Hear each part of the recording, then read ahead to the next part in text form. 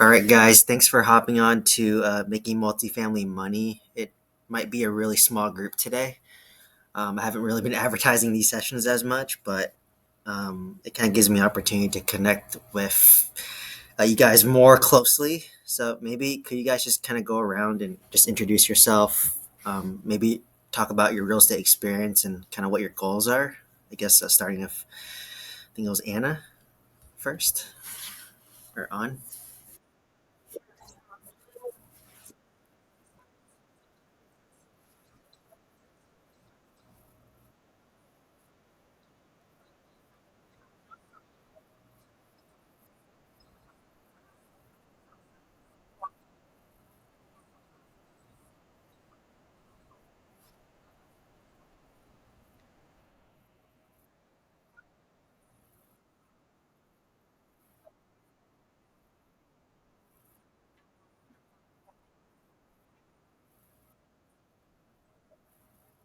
Okay, great. Do you currently own real estate, or are you a beginner?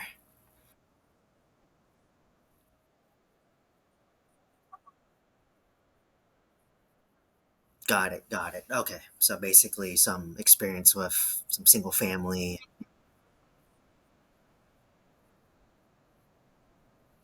Okay, got it. Like, what's your mix? Are you kind of 50-50, short term, long term?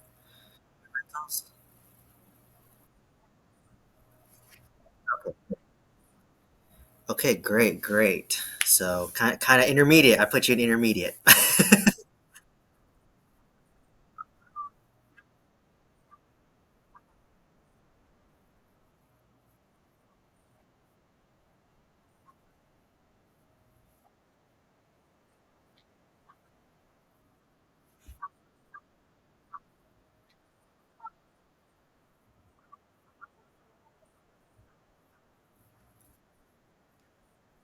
Okay, great, great. Thanks for sharing. Jackie, can you kind of share a little bit about yourself if you want to?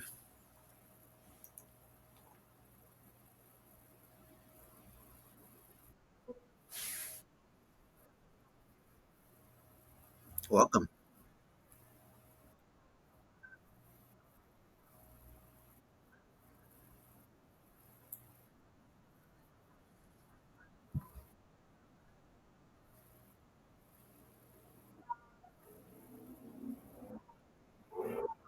In the southeast markets.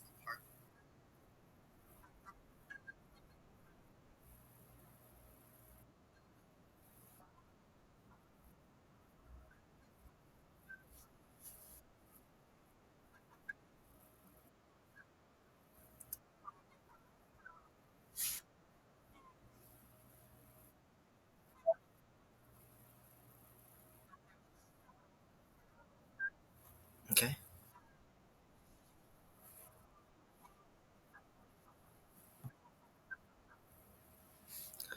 Awesome. Cool, Jackie. So we have a lot of short-term rental people here. I'm outnumbered. And I guess Gary, I know a little bit about you, but you can introduce yourself if you want to.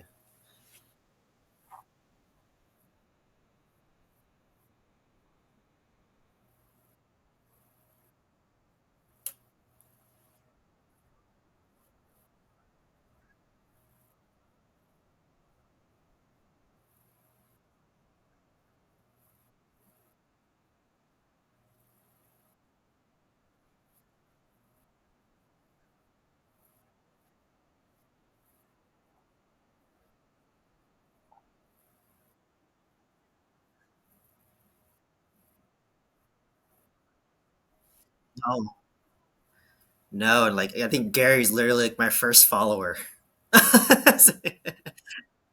Yeah, yeah, he's the first stalker. But great, great. So, yeah, about myself. I mean, you guys all probably already know.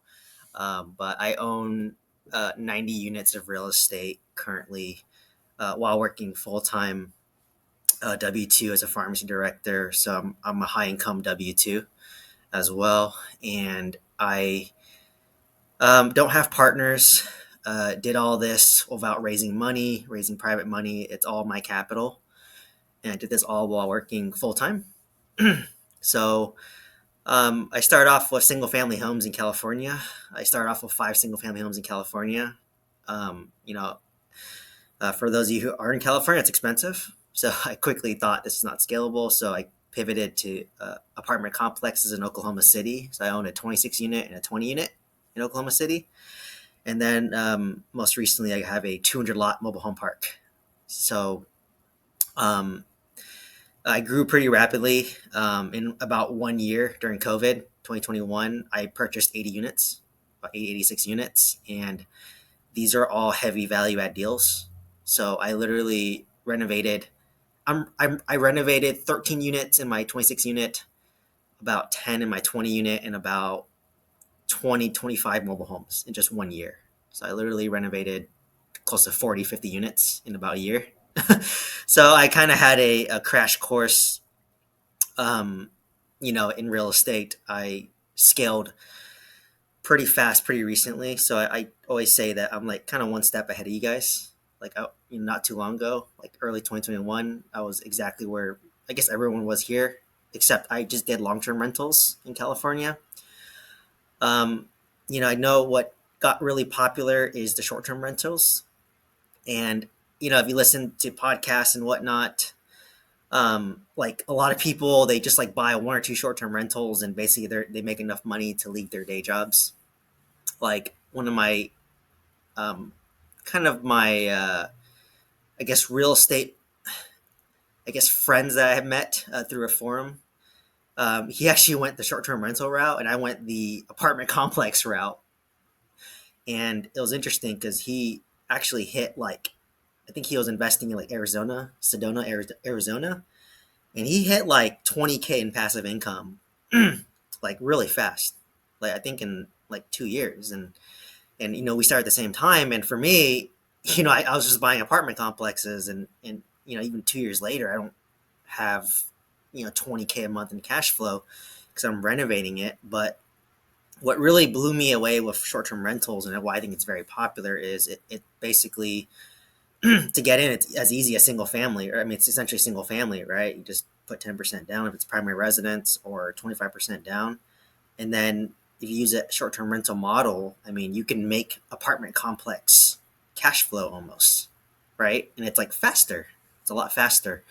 Um, Apartments take around 3 years to kind of stabilize it to the point where I'm cash flowing $200 per unit, right? But I would have forced so much appreciation. So, kind of disclaimer: I'm not a really big fan of the short term rental model. I think it's just because, um, for me, I just kind of like doing the boring proven models, if that makes sense. And apartment complexes have just always been around for a long time, and I know a lot of people who got really rich from apartment complexes. And not to say you can't become wealthy with Airbnb and short term rentals, but it's just kind of relatively speaking a newer thing. And I always kind of thought too that, with my apartment complex, I'm a 26 unit apartment complex. Like, I could easily just designate 5 units out of 26 to be short term rental and then have 21 be long term rental and have the best of both worlds, right? Like, if you have a two building apartment complex, one building can be short term rentals and the other building can be long term rentals. So, I mean, like, to me, it's just like the more units you own, the more power you have, right? With single family, it's either long term rental, mid term rental, or short term rental. In my 26 unit apartment complex, I can literally have all three. I can have some long term rental, some mid term rental, some short term rental. So I always just thought like it would just make sense to do apartment complexes. And then if I want to like drastically increase my cash flow or something down the road, I can always do midterm rentals and short term rentals. But as Gary alluded to, like it's a lot more work and it's a little more cyclical, right? Like, during the hot seasons, you make a lot of money, but there's some seasons where you don't make any money and it kind of balances out. Versus apartments, I mean, it's like I said, not it's kind of boring. You just kind of get paid on the first of every month, and as long as your occupancy is good and all that. And what really appealed me to apartments is as you increase your cash flow, you force the appreciation of the asset, right? So, for example, my 26 unit apartment complex, I got it for $500,000. I'm probably putting in around 200 to $300,000 to renovate everything. So I'm all in for about $800,000. I thought it was going to be worth around $1.3 million, which is $50,000 per unit. But as I looked in the market, everything went up to $65,000 per unit.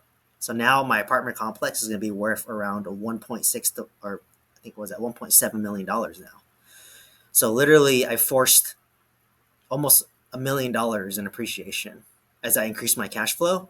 I'm gonna do a cash out refinance, pull out all my down payment, all my renovation costs, probably another $500,000 on top of that, tax free, and still cash flow probably $100 per unit. So that's about maybe close to $3,000 a month, right? So like you can only do that with apartments. You can't do that in single family homes, even if you're doing short term rental, mid term rental, or long term rental, right? So that's what got me really into apartment complexes. But what I will say is that it takes like 3 years to get there. If you're kind of operating, with yourself, a full team out there, it's gonna take 3 years. Like you basically renovate, 4 units, and you gotta rent them out, and then tenants will leave. You renovate the next 4 units, you rent them out. It takes you a while. You have a bunch of delays with contractors, tenants. You have tenant turnover, so it's just a constant battle. But it takes around a solid 2 3 years to have a new tenant base, a new higher rent, and to renovate all the units. So if you can wait those 3 years, you can really lay a strong foundation for yourself, right? So like for me, um, I'll be honest, it's stressful as heck. If you watch my other videos, I don't shy away from it, but it's like really stressful renovating two apartment complexes and one mobile home park. If you watch my other videos, you know that I basically write $50,000 checks every month between all three, with renovation. The money's set aside, but I've been writing $50,000 checks for the past year. So that's like $600,000. I spent $600,000 to renovate all these units. So obviously doing that is stressful, and but if you can finish everything all the way, you can really lay a nice um, real estate portfolio for yourself. Like I don't advocate going as fast as I do, to all my students, and if you watch my videos, and I probably underestimated, even how much it was going to cost me. Like I had about $200,000 in reserves, and I already blew through that $200,000 reserve between all three of my renovations. So I had to pivot, and I'm basically selling my mobile home park at this point. Don't want to give more details, but hopefully in a couple weeks I'll be done. But basically had to basically sell it, and then get the capital and just kind of sit on it until my two apartment complexes are done.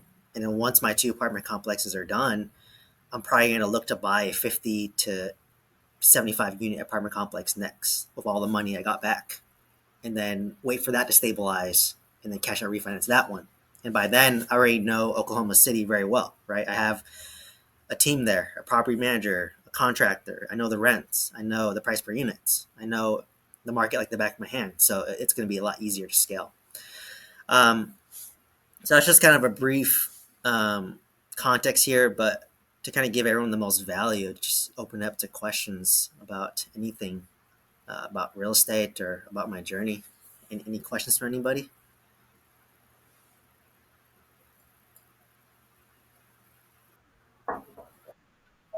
Yeah.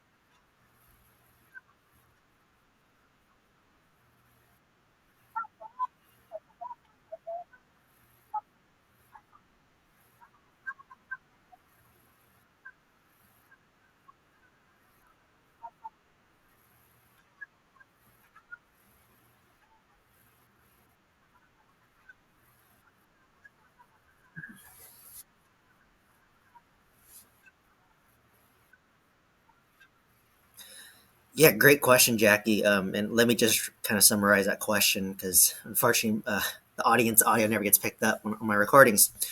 Basically, Jackie's asking, like, how do I underwrite a new deal, and like, what's kind of my cash on cash, I guess, return threshold to make me pull the trigger on it, or what criteria am I using to pull the trigger on the property? So, when I first started, my first, how I got my first deal, I'll share how I underwrote that and what got me to pull the trigger, and then I'll share kind of how I look at it now, being slightly more experienced, and owning, two apartment complexes in mobile home park over the past year. So when I first got started, so when I was like in your shoes, where I own single family homes and I wanted to do apartments, honestly, my goal was around a 8 to 10% cash on cash return day one. So basically, when I if you watch my videos, I send letters out. I go direct to owners. I don't work with brokers directly. If you watch my other videos, I analyze a deal from a broker, and basically, I've never had a good deal sent to me from a broker yet. I'm still hopeful, but so far, I've never had a good deal sent to me from a broker. So basically, you ask for two documents. The first one is the T12, so that's the profit and loss statement for the past 12 months, and then the recent rent roll. So what I do is I take the gross annual income. You look at that, and then the next column is your expense. And what I do is the expense at minimum is 50%. In Oklahoma City, the expense is 55%. I know that because I own apartments there now. So if the expense is, let's just say 40%, I will automatically assume the expense ratio is 50%. So if my annual gross rent is $100,000, I'm going to assume it's $50,000 at least, right? So minimum expense is 50% of your income. But if the expense is more, so let's just say the expense is 60%, then I'll use the higher number, right? So it's a more conservative approach. So if I underwrite 50%, but the actual expense is 60, I'll assume it's 60%. So once you have that, basically you have your income and you have your expense. Now that leads to your net operating income, right? And then the last part of the equation is what's your debt service on a monthly basis. So you hit the nail on the head, right? I assume 25% down. And then for apartments, you can get 30-year amortized loan. Around now, it's probably 6.5% to 7% interest for an apartment complex. So there, I'll underwrite I'll know how much my monthly loan is. And at the end, I have my net cash flow, and then that's how and then you get your net cash flow. You can divide that about how much money you put in the deal. So what's your down payment? That's how you calculate your cash and cash return. And why I used to aim for 10% is I aim for 10% cash on cash return on paper, but the reality is, and I learned this because I owned a bunch of real estate, the moment you take over an apartment complex, you're going to have 3 or 4 tenants not pay you, 3 or 4 tenants who leave, and a bunch of maintenance requests when you take over the property. This has happened to me 3 times already when I've taken over 2 apartment complexes, 1 mobile home park. When I took over my 26 unit, I had 2 people not pay me. I gave them eviction notice. They left immediately. I had 2 tenants that left because they knew, oh, hey, a new landlord's coming in. He's going to renovate the units. I want to leave now. And then you have a bunch of tenants saying, oh, you're renovating the unit next to me. Hey, my AC unit needs to be replaced. So if you factor in all what I just said, that just wiped my 10% cash on cash return. At best, you'll be breaking even or maybe slightly negative, right? So I purposely aim for 10% cash on cash return, knowing that when I take over, it's probably going to be break even or slightly negative. Like that's just the reality of it, right? So basically, that's how I kind of underwrite for my first deal. But what I kind of do now is, of course, I look at that equation, but what I look at is the cost per unit now. So I'll give you an example. My 26 unit apartment complex, I bought it for $20,000 per unit. First of all, if my apartment complex burned to the ground and I had to rebuild this from the ground up as a new construction, that's going to cost probably $90 to $100 per square foot, right? So it's replacement value, right? So the replacement value is way higher than what I bought it for. So I got it for $20,000 a unit. Let's just say it costs $80,000 a unit to build it brand new from the ground up to 2023 standards. So, there's a margin there, right? And then I also know that an apartment complex like mine that's renovated is around 50,000 at the time I bought it. Now it's $65,000. So let's just go 65,000. I bought it for $20,000 a unit. I need to put in $15,000 per unit to renovate it real nice. And what's real nice? New kitchen, shaker cabinets. You got laminate countertops. That's okay in Oklahoma. LVP flooring, fresh coat of paint. Remove the popcorn off the ceiling. Bathtub kit, new vanity, new toilet. Some light fixtures. You know, pretty much new appliances. That's about $15,000, right? So I'm all in for $35,000, but now it's worth $65,000. So I made $30,000 per unit times 26 units, right? So I kind of have that approach now. So um, that's how I kind of underwrite right now. And what kind of threw me off was, if I told everyone here I own 90 units of real estate, you're probably thinking, why are you not retired? Why are you still working? And the reason is it takes 3 years to stabilize it. I'm pumping out a bunch of money to renovate it. And it costs money, right? And psychologically, it just feels good that I have money coming in through my job, even though it's a drop in the bucket, relative to how much I'm spending per month, for renovations. So, for me, it's really a long term play. But for the first 3 years, it's more about forced depreciation, right? Like I bought it for half a mil, put 300,000, I'm all in for 800. I'm doubling the value to $1.6 million. So I forced $800,000 of equity. So the first 3 years of you owning it, it's all about forced depreciation. But from year 3 on, after it's renovated, that's when it's all about the cash flow. And that's what I wish someone taught me when I got started. I was never told that, but that's what I came to my realization after owning it. Like the first 3 years is you forcing appreciation and getting tax benefits. This is all tax write-offs, right? Like doing the improvements is a tax write-off. You can do cost segregation, you can do bonus, all that stuff, right? So it gives you in the first 3 years tax benefits for the first 3 years, and while you're doing forced depreciation, then after you've done this 3 year period, then it's all cash flow. So it takes 3 years to get there, though. So if like for me, I work a W-2. I'm not a real estate professional, so I can't write these losses against my active income. Unfortunately, I just carry it forward. But if I just left my W-2 job, or I owned a business or something, and I became a real estate professional, and I made $200,000, and I have $200,000 of write-offs from my real estate apartments, then basically my property taxes, like, or my income tax is like zero. It's like I basically made nothing. So that's why I kind of came to the realization with apartments is that the first couple years, it's all about forced depreciation and tax benefits. And then after that 3 year stabilization period, then you get cash flow. So that's kind of my realization over the past year. And another example is my 20 unit. I literally bought my 20 unit. When I got it under contract, it was 18 out of 20. I was 90% occupied. By the time I closed in 60 days, I was at 15 out of 20. The first 2 months after I took over the property, I had a huge bed bug infestation. I went from 15 all the way down to 6.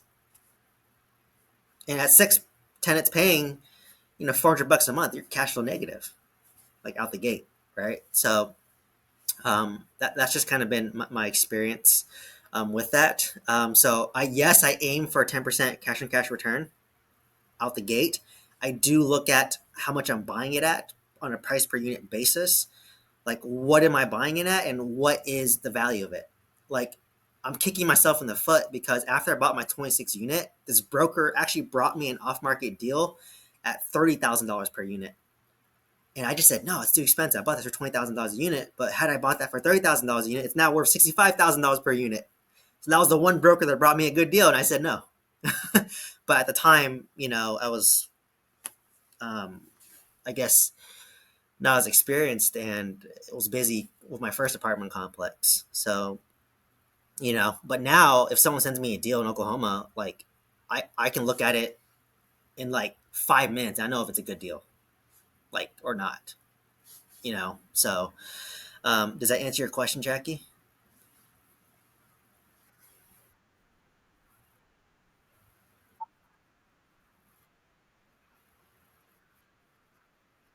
Yeah.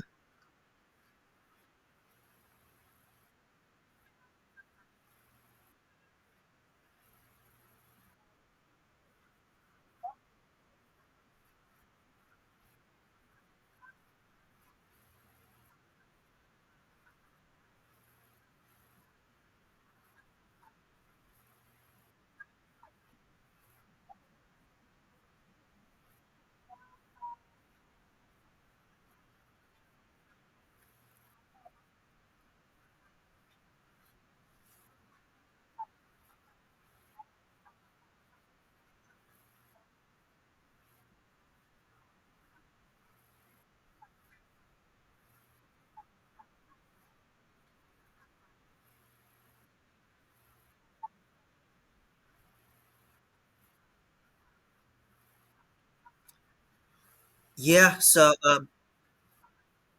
That's a great question. So I can share each of my properties because they're all different. So my 26 unit, I was required to do 25% down. I used Bank of the West, but I was able to negotiate about 60, $70,000 in seller repair credit, and that cut my down payment in half. So effectively, I downed around 13% for my 26 unit because I got seller repair credit. So basically, like when I bought my 26 unit, the roof need to be replaced. So I just said the seller is gonna credit me $30,000 to repair the roof.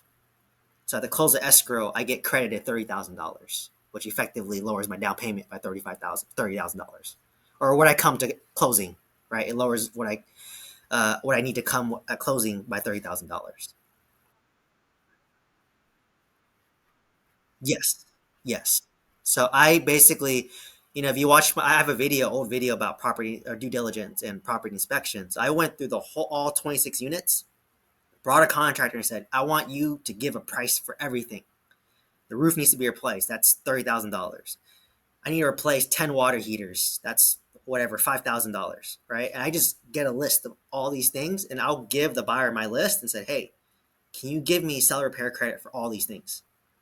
And a lot of times they'll just say, uh, no, it's as is.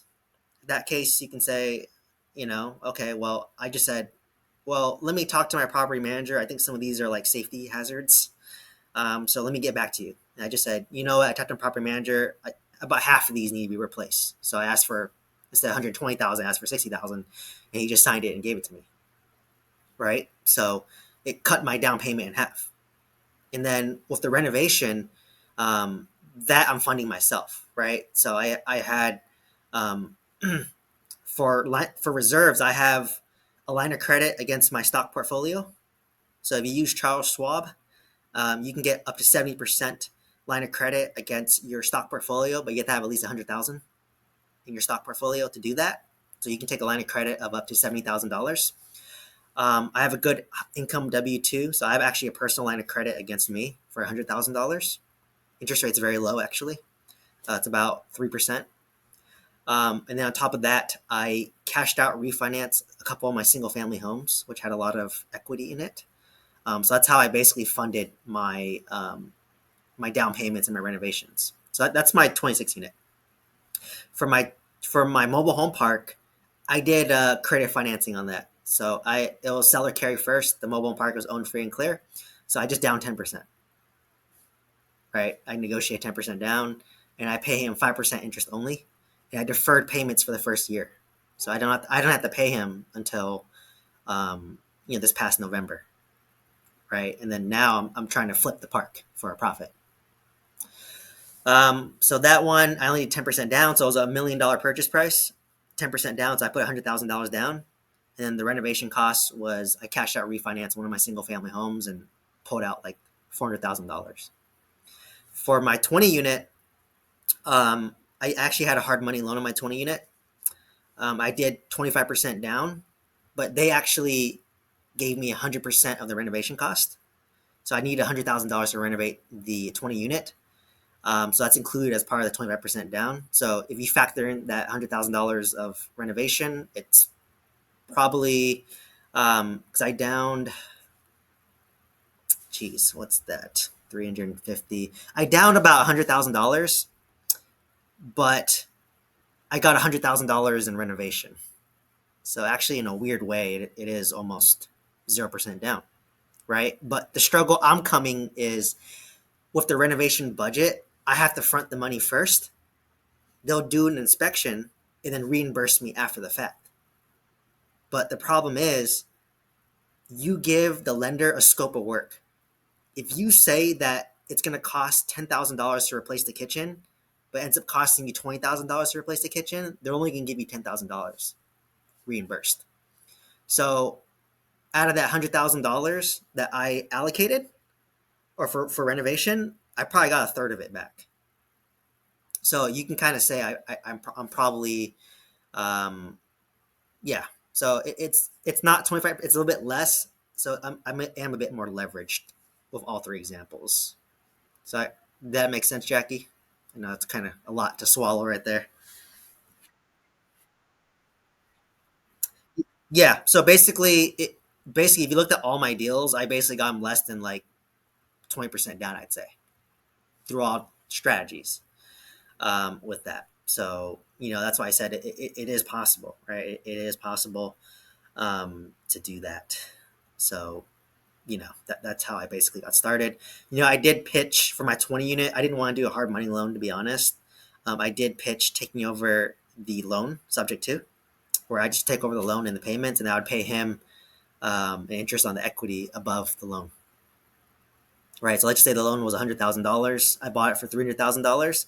I would take over the loan payment for $100,000, and then I would pay him, whatever 5 to 7% on the $200,000 equity, and then put 0% down, and then but then the buyer was just like, well, where's your down payment? Well, my down payment is I'm renovating your 20 unit apartment complex, which is going to cost me $100,000, right? If I default, you take over the property again, the apartment complex again, and you get all my renovation that I've done. So that's my down payment, right? So yeah, that's kind of what I did for each of my three properties, and as you can kind of tell, they're all different, and they're all less than 20%, I'd say. Great question. Any other questions?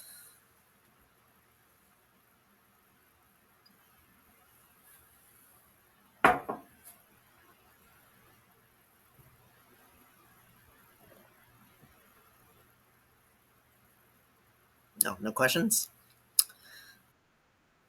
Yeah.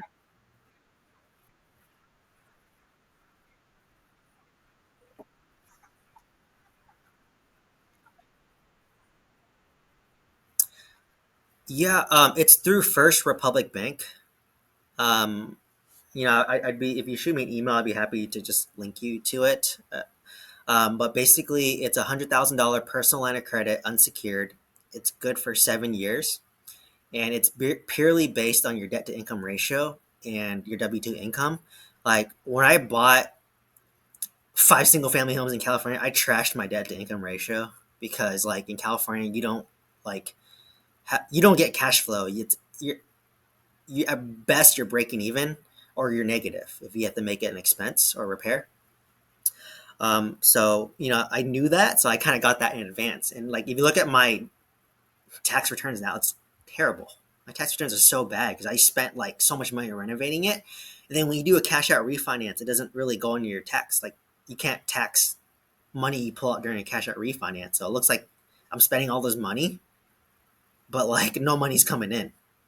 So yeah, I just applied through First Republic Bank. It was $100,000. It's pretty easy. Like they have an app that you use, and then you just like wire the money from the line of credit to the bank account that you have through First Republic Bank, and then from there, you can send the money. Like I'd write checks to my other LLC, and then I'd have access to that fund. So it's like pretty easy. It's like nice. So I recommend like before anyone quit their W-2 job, get as many lines of credits as possible because the moment you don't have a W-2, it's so hard to get a line of credit. So like literally before I leave my W-2 job, my golden handcuffs, I'm going to get every HELOC, every line of credit, business line of credit. I don't care. Everything. All my LLCs are businesses now. I own my real estate's owned in LLCs. Eventually, once that LLC operates for 2 years, I'm gonna get a business line of credit against all of my LLCs through Chase or Wells Fargo, and they look at my W-2 income. So you better believe I'm gonna get all these lines of credits against my LLCs before I leave my W-2.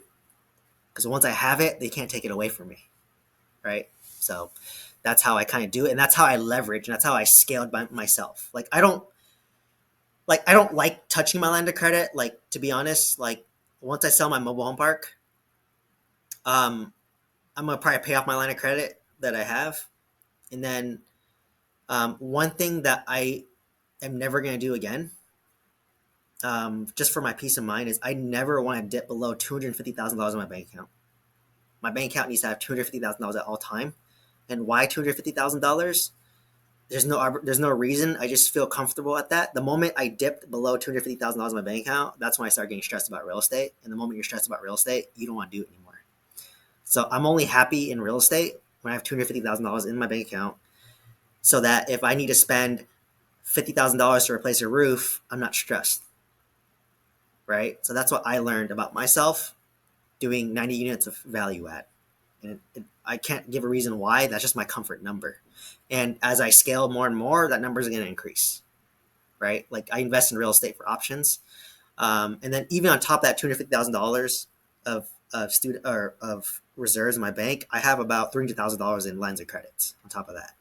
But I hope to never dip into my lines of credit or use my line of credits just for my renovation fund, right? Because it's 3% versus paying a hard money lender 9% or 12%. So it's a little bit cheaper for myself. Does that answer your question?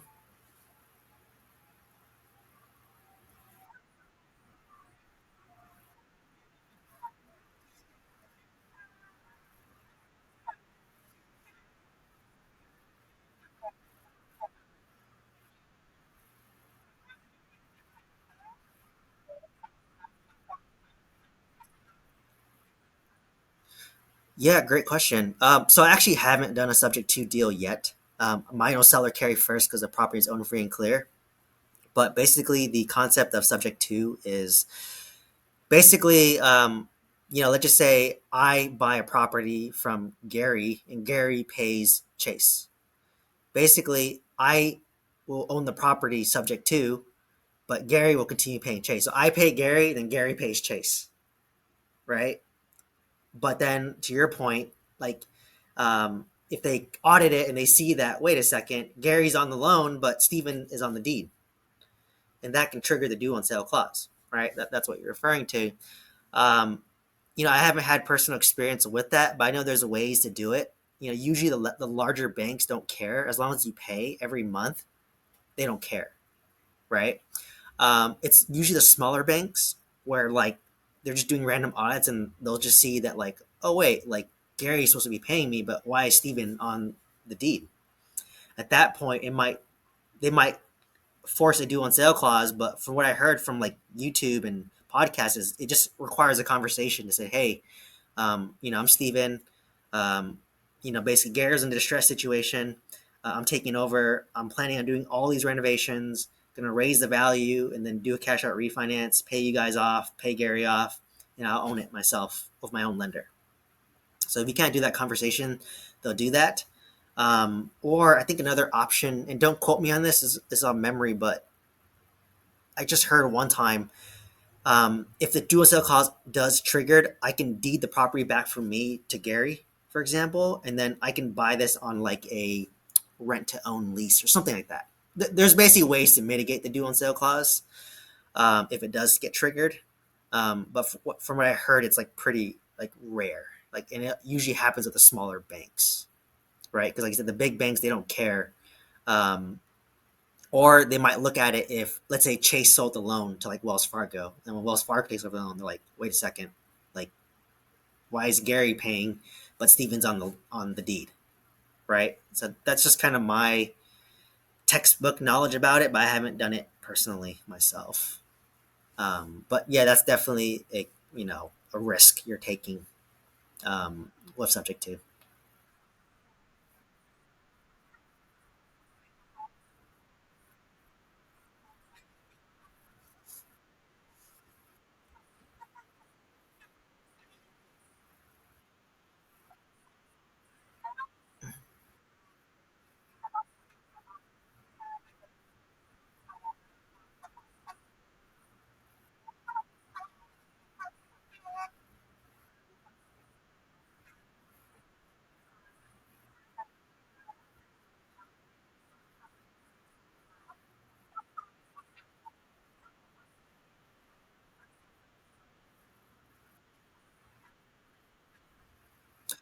Yeah, yeah. I mean, so just for some context, most people who are selling on subject to, they're distressed by or distressed sellers. So a lot of people where you're taking over a house subject to, it's either A, they're going to be in foreclosure, B, for apartment complexes, the operation is so bad that the property's mismanaged. It's deferred maintenance, so you're usually taking over a distressed situation. So I don't think it should deter you away from doing subject to. But like I said, if you do get the due on sales clause triggered, it just requires a conversation with the bank and just say, hey, like, how can I navigate this? Like, I want to do the right thing, right? And if it requires me deeding back the property to Gary and doing a different arrangement, that's fine, right? Um, but I think it just because like what I've heard too is like, someone got subject to called on them or doing a sales clause called on them, and they just talked to the lender, and the lender told them exactly what to do to mitigate it, right? So at the end of the day, the banks don't want to take over properties, right? They're not in the business of managing real estate. They're in the business of collecting money on a monthly basis. So they usually do not want to call a due on sale clause or do a bankruptcy or foreclosure on somebody. So but yes, I mean it can create. There's a lot more complexity, obviously, but like I said, usually these people are in bad situations. So they're usually in a painful situation. Or sometimes, like I'll give an example. Maybe you have $1 million loan on an apartment complex, but it's worth $800,000. And if you sell it, after closing costs, you're taking home $700,000. So you have to come to the closing table as the seller with $300,000. And people don't have $300,000. So by me coming in, taking over the property subject to, I'm actually saving them, right? So, it just really depends, but usually they have to be in a really bad situation for subject to make the most sense in my mind. Yeah.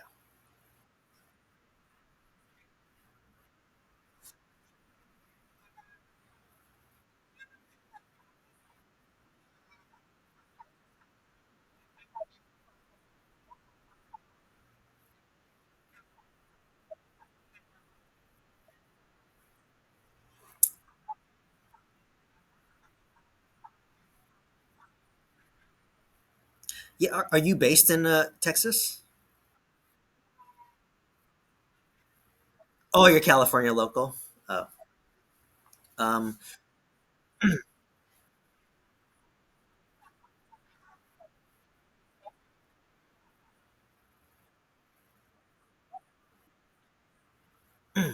okay, got it.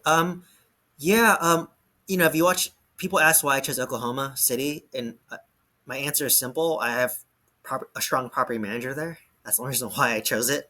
And at this point, it's easy to scale. But no, my student, yeah, he's sending mailers in San Antonio right now. He has been talking with an owner in actually downtown San Antonio for I think it was 11 unit apartment complex that's been owned for 4 generations. So what does that tell you? It's owned free and clear.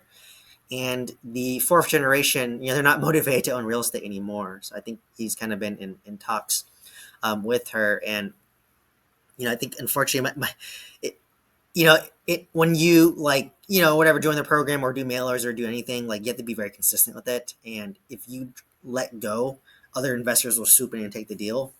But basically, he was working with her, trying to negotiate, basically seller financing to get low money down or no money down. Um, but it was just crazy to me. Like San Antonio is a hot market, and he basically got a paid off deal in downtown San Antonio, which is a prime location.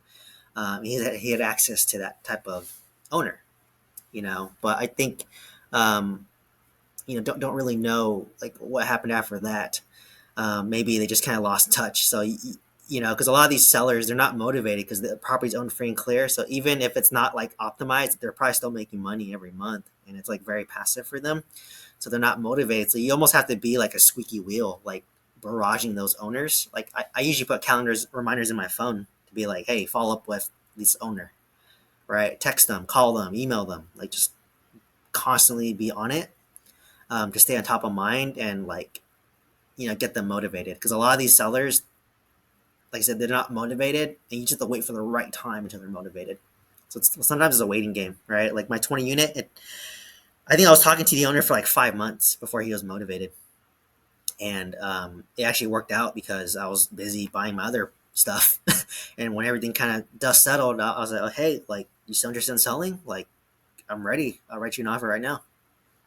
You know, and I showed him my pre-approval letter and gave him my offer, and boom, got it under contract. But in terms of the market, I don't know it like yet. Obviously, but if kind of my goal is like when my students start buying deals in other markets, it gives me kind of exposure to other markets and gives me access to property management and what the rents are. So, one of my other students, she owns a 35 unit in uh, Mississippi. So now I, have knowledge of that market. And then um, I think one student's actually interested is doing my market right now. And then, yeah, the one student was in Texas. So I would say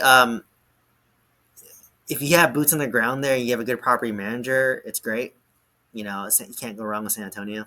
I'd say property tax is probably higher there, something to be cognizant, and it's a little bit more. It's cheaper than California, but it's more expensive than like Oklahoma. So you better have a lot of capital, I'd say. I think one of my other students, he got like a I think 20 unit in like Houston, um, but haven't touched base with him in a while about how that's going. Um, but yeah, it's pretty great market. I would say if you have boots on the ground and you know the area pretty well and you have property management there, like go for it.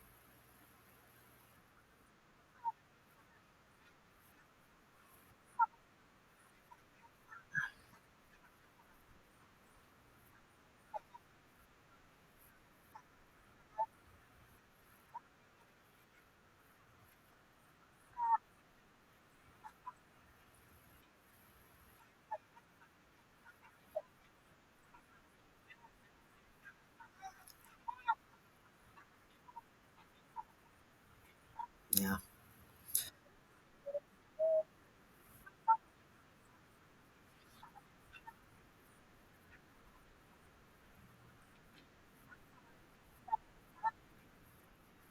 Yeah, I mean, you pick your poison, right? Like California, I mean, like in Orange County, property tax is not that bad, but you have other things you have to deal with, right? So it's like kind of like pick your poison. But I think to me, having strong property management is the best thing you can have. Like, I don't care well, I do care to an extent, but like, if I have a good property management anywhere under the Sun Belt, I'm good, right? As long as there's like job growth, population growth, renter demand, landlord friendly laws under the Sun Belt, I don't want to deal with snow.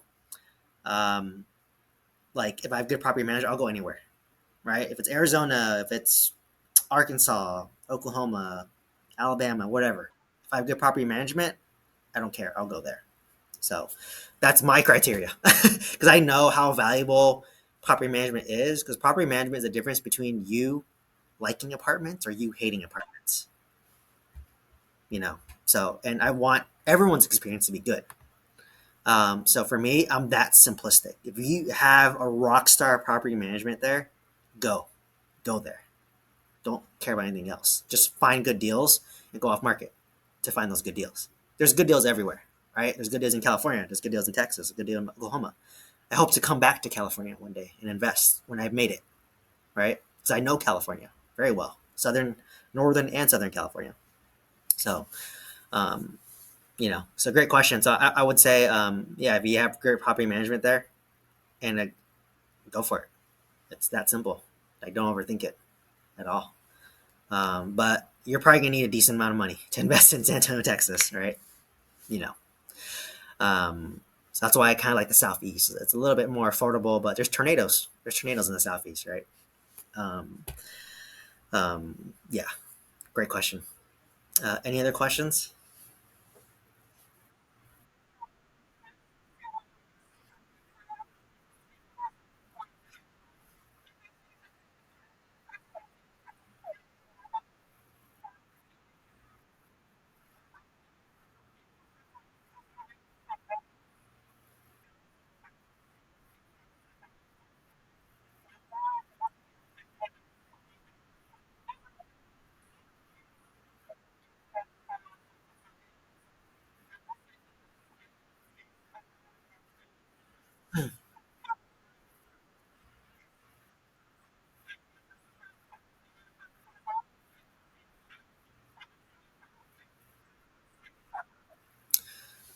Yeah, great question. Most people in apartments get started in C class apartment complexes, so I actually don't invest in D class if it's a high crime area.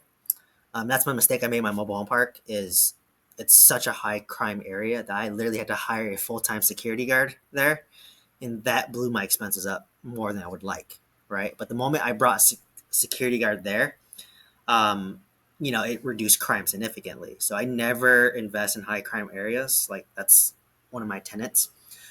My Oklahoma, I would say, are probably.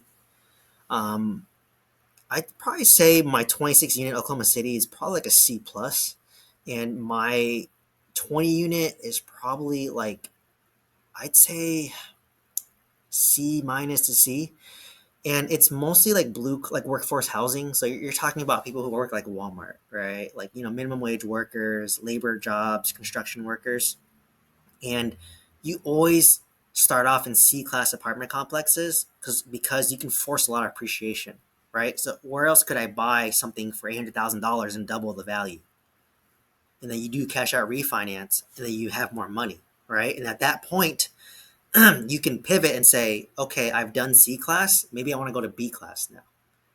So to answer your question, would I do a B class or C class again? Um, like it just depends where I'm at, right? If I'm still in that grind phase where I'm building my foundation of real estate, I don't mind doing another C class because I know what to do, right? I know what to expect. I know what to do. You just repeat the process. But yes, eventually people do transition over to the B class where you'll get the white collar workers, right? If you do A class, you get the white collar workers. Like for me, I'm an A class tenant, right? I make good income, auto pay every month, right? For my apartment that I'm living in. Um, but it's harder to force appreciation, right? Like I can't just like renovate this unit and double the rent, in an A class, but in a C class, that's all I'm doing. I basically renovate all the units. I double the rent from 350 to 700. When you double the rent, you double the value for apartments. In A class, you can't just like if I take over a A class apartment complex and rent's 1,500, I can't double it to 3,000. So it just depends what your objective is, and everyone starts off. Or if you just had a lot of money that it didn't matter and you don't want to deal with the stress, then yeah, get a B class, A class apartment complex. But just know that like you're not going to force massive appreciation day in 3 years. But if you own it for 10 years, over time it's gonna go up. But if you want like a lot of money up front to leave my day job, which is my goal, I have to buy these value add deals, right? And once I fix it up, I upgrade it from a C class to a B class, and then now I just rent it out and naturally raise the rent, and it's gonna be easy for me because I renovate every unit. There's not gonna be much capex or maintenance because it's brand new. I renovated it. So it just really depends on your goal. But I'll give you an even simpler answer. The next deal I get, it just depends if a good deal, what good deal comes across me, right? Because when you send letters out, you don't know what you get, right? If they give me a good B class deal, I might pull the trigger if it's a good deal and I buy it right? Or if I get presented a good C class deal, I'll buy that, right? It just really depends on what your goal and objective is. And right now, I'm still willing to get my hands dirty. But if you ask me in 10 years, I might just say, oh, it's still stupid. I only want to do B and A class because it's easier, right? So it just really depends on your objective and what you want to do and what's your situation, right? Like if you have family obligations and you're too busy, then maybe you don't want to start off with C class. Maybe you want to go to B, right? So it just really depends. And it really takes self reflection to do it there. Does that kind of answer your question?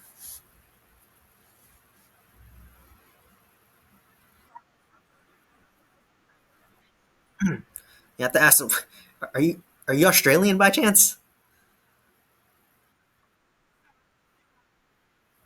Oh, okay. I thought you had the accent. I was like, oh my god, that's awesome.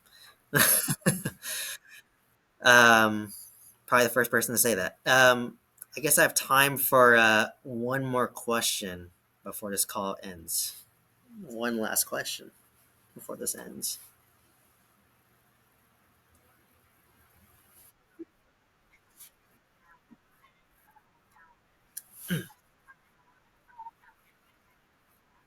Mhm.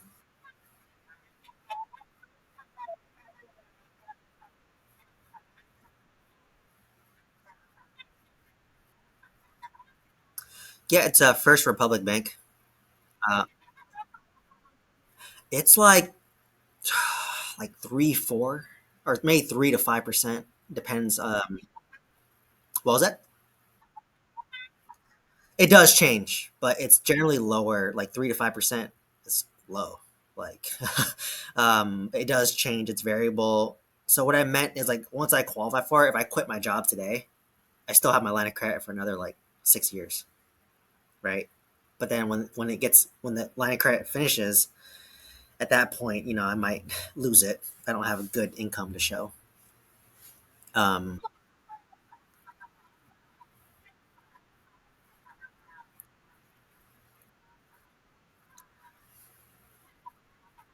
no, so it's not a home equity line of credit. It's unsecured, so it's not backed by any assets at all. Yes, you have to show really good W-2 income and a low debt to income ratio.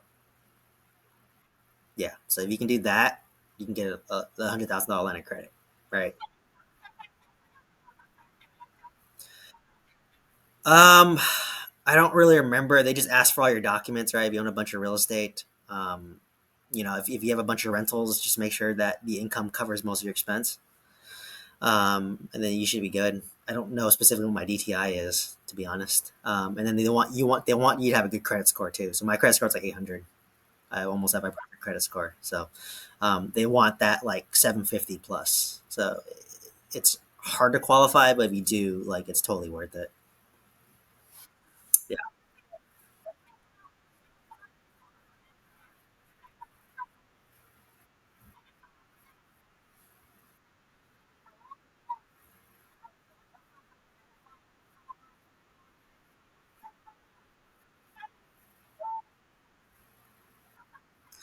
Uh, I just cashed out refinance because interest rates are so low. I think I cashed out refinance like, 500,000 at like 3.5% interest on an investment property. And I just thought that was insane. So I was just like, I took it, right? um, that was when interest rates were lower. Yeah, about 2021, kind of middle of 2021. But right now it's hard to get HELOCs on investment properties, obviously. But if you have a primary residence, then you can do it. So, um, great. So yeah, just shoot me an email, or I forgot how you guys got in reach to me, but you can Facebook message me or shoot me an email. I'm happy to just link it. But thank you everyone for hopping on. This call is going to kick me out soon. This. Oh,